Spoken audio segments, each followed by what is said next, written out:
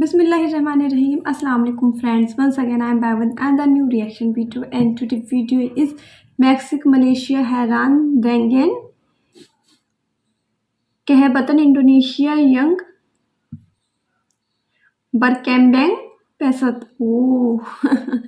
मलेशियन में मैंग मिसिंग भी हैरान है इंडोनेशिया का इतना फास्ट डेवलपमेंट होते हुए देख. So let's start.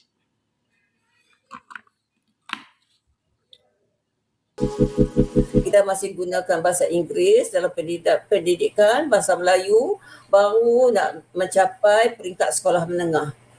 Jadi itu membuka mata saya, dan bila saya balik saya tanya, mengapakah kita ini susah nak jadi macam Indonesia, sedangkan Indonesia sekejap saja.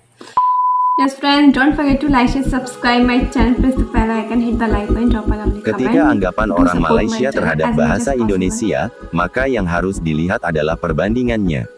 Bahasa Melayu merupakan bahasa yang sudah ada dari ratusan tahun silam yang dibawa oleh peradaban Austronesia, yang menyesuaikan dengan dialek dan tradisi daerahnya masing-masing, seperti di Sumatera, Malaysia dan wilayah barat Kalimantan, serta Indonesia didirikan atas dasar kesepakatan oleh pemuda-pemuda bangsa, agar tercipta kemudahan dalam berkomunikasi. Bahasa Indonesia bukan hanya sekedar bahasa nasional, melainkan sebagai kekuatan bangsa Indonesia terhadap ancaman bangsa lain. Seorang tokoh bahasa Melayu dari Malaysia, Makcik Asmah, heran dengan kehebatan bahasa Indonesia yang begitu cepat beradaptasi di Indonesia. Bahkan Makcik ini pernah tinggal di Indonesia dan merasakan bagaimana proses berdirinya bahasa Indonesia. Beliau membandingkan dengan bahasa Melayu yang sulit berkembang, bahkan terinfeksi oleh bahasa asing. Mengapakah pembakuan bahasa kebangsaan mudah dicapai oleh Indonesia berbanding dengan Malaysia, Prof? Ya, kalau tengok tajuk tu betul lah, kisah bahasa dan budaya. Jadi bahasa tu cakap tentang bahasa, budaya tentang secara am lah, kerana bahasa ini saya bukan ahli antropologi. Jadi apa yang saya lihat sebagai budak-budak lagi, umur 18 tahun saya pergi, tak tahu apa benda. Jadi bahasa Indonesia pun tak tahu, apa pun tak tahu. Jadi kalau kita tengok di situ, dan saya dapat memperhatikan sendiri, lepas itu bila dah kerja di Universiti Malaya, ketika kita sudah merdeka, dan kita juga sudah mengambil bahasa Melayu sebagai bahasa kebangsaan. Kemudian kita mencuba menstandardisasi aspek-aspek tertentu dengan Indonesia. Yang pertama ialah ejaan. Memang waktu saya pergi dalam tahun 58, ya, baru 18 tahun, saya tidak pernah kenal apa itu Indonesia. Seperti orang kata macam usaha masuk kampung. Jadi bila saya tengok di sana, mereka sudah menggunakan bahasa yang dikatakan bahasa Indonesia sebagai bahasa pengantar sampai kepada peringkat universiti. Dalam urusan negara tu dah memang sudahlah. Jadi kita baru nak bertaktir, kata orang, ya, nak bertaktir dalam kedua-dua bidang ini, ke pendidikan dan juga pengurusan negara.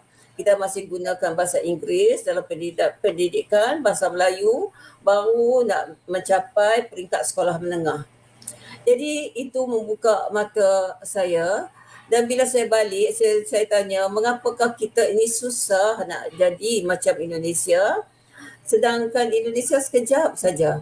Kemudian saya buat perhatian sendiri dan menggunakan timbang, ialah satu, saya memperlihatkan apakah faktor-faktor yang memudahkan Indonesia mencapai tahap itu dalam sedikit masa sahaja selepas kemerdekaan.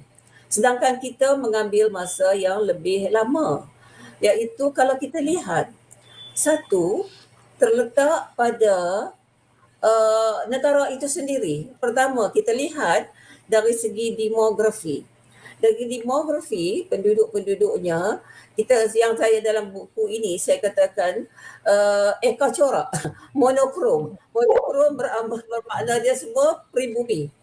peribumi yang bercakap bahasa Austronesia, dalam kumpulan bahasa Austronesia dan bahasa, kita katakan itu berasaskan bahasa Melayu. Banyak orang Indonesia dia tak suka nak kata itu bahasa Melayu. Tak apa, itu hak dia. Alright? Jadi kita tengok mengapa cepat sampai. Sampai mereka dapat mencapai taraf itu kerana mereka menawarkan, pemimpin yang menawarkan suatu bahasa yang baru bagi semua, yang dikatakan bukan suku etnik. Singapura Melayu, mereka kata, oh ini bukan Melayu Riolingga. Kalau Zaidah tengok apa yang saya turunkan pendapat-pendapat mereka, bukan Melayu Riolingga, tapi Melayu. Jadi, tetapi Melayu yang digunakan secara am di pelabuhan-pelabuhan. Itu seperti bahasa Kriol. Jadi semua orang Melayu sendiri pun dari Riau Lingga, dari Sumatera, mereka harus melihat bahasa itu sebagai suatu bahasa yang baru. Right? Kita lain. Bila kita capai merdeka, tiap-tiap negeri, 9 buah negeri di Semenanjung ini, sebelum itu sudah merupakan negara kecil tersendiri. Bebas. Masing-masing ada sultan. Masing-masing ada corak bahasa Melayu dia sendiri. Saya orang Kedah, saya tahu. Masuk keluar istana, tengok ini semua pakai bahasa Melayu Kedah sebagai bahasa resmi. Demikian juga di Kelantan, di Terengganu, di Johor dan sebagainya. Jadi bila kita bersatu, maka kita harus membawa mereka menerima ini semua, dan lagi pula ada bahasa lain. Ya, dalam buku itu saya kata orang Indonesia ada orang Melaya waktu tu ada pak angkat, masing-masing ada pak angkat. Pak angkat dia datang dari jurusan alam barat. Indonesia, Belanda, Malaysia, Melaya waktu itu, Inggeris. Dan sistem yang kita peroleh dari pak-pak angkat ni berbeza. Jadi kalau dua adik-beradik mendapat pak angkat yang berbeza, tentu saja berbeza. Jadi kita, Indonesia lain. Jadi kerana mereka berperang bersenjata. Kita tidak. Ya? Kita bukan. Kita berperang, kita ada suatu, kita menggunakan keahlian diplomasi, kepakaran diplomasi. Ini tidak boleh dimalukan. Banyak orang Malaysia kata, oh kita malu, kita tidak perang ikut senjata. Mengapa kita malu? Dalam dunia sekarang ini, kita harus mempunyai kepakaran diplomasi. Jadi Tengku Abdul Rahman orang yang paling diplomatik. Jadi kita tidak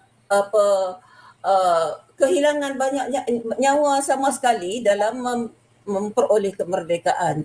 Jadi di situ ada bezanya. Jadi beza dari segi sistem yang sudah ada, tradisi yang sudah ada, ya, apabila kita hendak mencapai kemerdekaan di bawah pak angkat yang berbeza. Itu adalah perbezaan yang utama. Mangkali Zaidah nak tanya lain, mangkali saya tidak memenuhi apa yang diinginkan oleh Zaidah di sini. Okey Pro, okey. Ya. Jadi kalau kita lihat, ya, tadi kata banyak perbezaan. Saya dah kata demografi berbeza.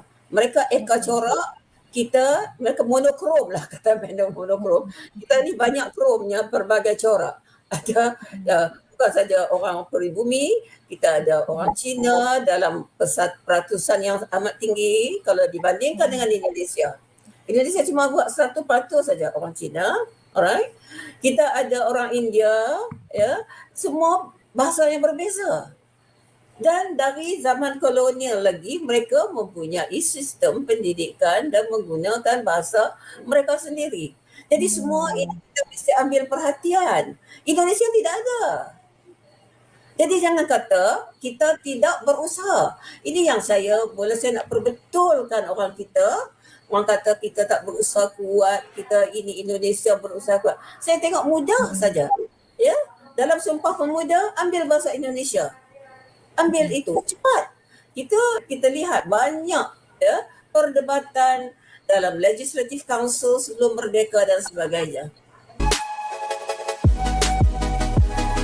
Dari segi aspek sosial, perancangan suatu bahasa memerlukan perhitungan panjang, agar suatu bahasa tersebut bisa diterima dengan mudah oleh berbagai kalangan, bukan hanya dari segelintir bahasa tertentu. Okay friends, so I want to say, just using only some words, Indonesian is a friendly language, yes, and many people use it easily.